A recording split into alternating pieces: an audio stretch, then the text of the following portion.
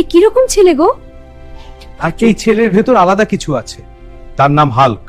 ছোট বয়স থেকেই হাল্ক অন্য শিশুদের থেকে আলাদা, সেখানে সবাই ভয় পেত। একদিন গ্রামের ষাঁড় পাগল হয়ে গেলে সবাই পালকে গিয়ে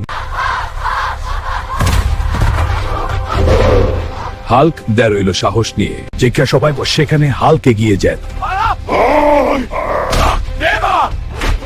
হাল্ক বাবা ছিল একজন পরিশ্রমী কৃষক, দিনরাত মাঠে কাজ করেও সংসার চলতো না। আমি শেষ করব। হাল্ক বড় হতে শুরু করলো, বাবার পাশে কাছে করতে তিনজন লাগতো, হাল্ক একাই করে ফেলতো। গ্রামের মানুষ অবাক হয়ে তাকিয়ে থাকতো।